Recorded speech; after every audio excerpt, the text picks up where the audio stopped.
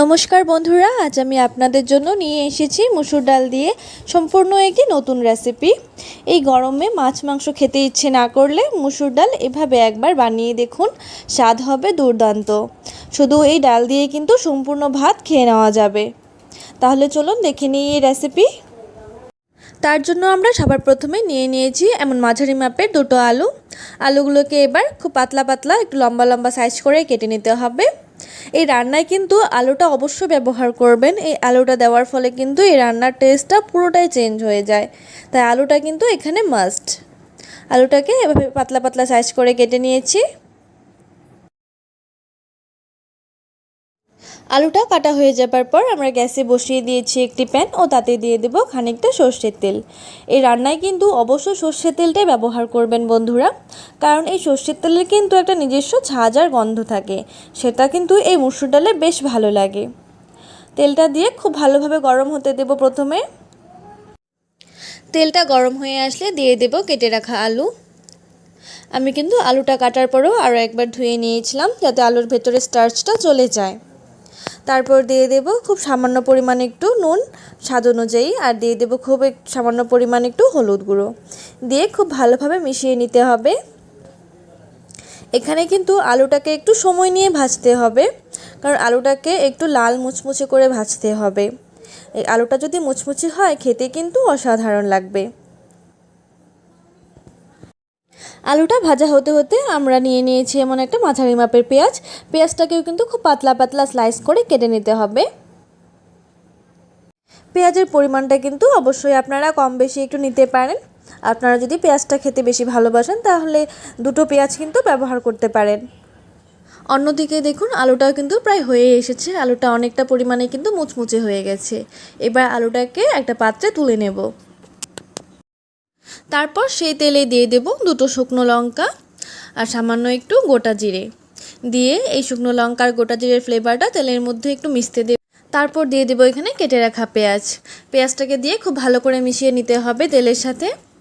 পেঁয়াজটাকে কিন্তু খুব ভালো করে কিছুক্ষণ ভেজে নিতে হবে। পেঁয়াজটা যখন প্রায় ভাজা ভাজা হয়ে যাবে তখন দিয়ে দেব কুচিয়ে রাখা রসুন কুচি আর কিছু কাঁচা লঙ্কা কুচি। এখানে কিন্তু আপনারা রসুন আর কাঁচা লঙ্কা পেস্টও ব্যবহার করতে পারেন বা আদা রসুনের পেস্টও কিন্তু এখানে ব্যবহার করতে পারেন। আপনারা যদি এই রেসিপিটি খুব ঝটপট বানাতে চান তাহলে কিন্তু এভাবে কুচিয়ে দিলেও খেতে বেশ লাগে। আপনারা কিন্তু গরম দিনে এই রেসিপিটি অবশ্যই বানিয়ে দেখবেন, অসাধারণ লাগে খেতে। এই ডালের সাথে কিন্তু এক্সট্রা কোনো ভাজার প্রয়োজন পড়ে না, শুধু এই মসুর ডাল দিয়ে কিন্তু সম্পূর্ণ ভাত খেয়ে নেওয়া যায়। পেঁয়াজ আর রসুনটা খুব ভালোভাবে ভাজা হয়ে যাবার পর দিয়ে দেব এখানে মসুর ডাল। আমি কিন্তু এই মসুর ডালটাকে আগেই খুব ভালোভাবে পরিষ্কার করে ধুয়ে নিয়েছিলাম। তারপর এই ডালটা দিয়ে দেব স্বাদ অনুযায়ী কিছুটা নুনটা কিন্তু এখানে একটু কেয়ারফুলি দিতে হবে, কারণ আমরা কিন্তু এর আগেও নুন ব্যবহার করেছিলাম। নুনটা দিয়ে দেব খানিকটা হলুদ গুঁড়োটা দিয়ে প্রায় ভেজে নিতে হবে 1 মিনিট মতো। প্রায় 1 মিনিট মতো ভেজে নেওয়ার পর দিয়ে দেব পরিমাণ অনুযায়ী জল। এখানে কিন্তু আপনারা যদি ডাল 1 কাপ নেন তাহলে কিন্তু এখানে 3 কাপ জল ব্যবহার করতে হবে, ঠিক সেই পরিমাণে কিন্তু জলটা দিতে হবে। জলটা দিয়ে ঢাকা দিয়ে হতে দেব কিছুক্ষণ।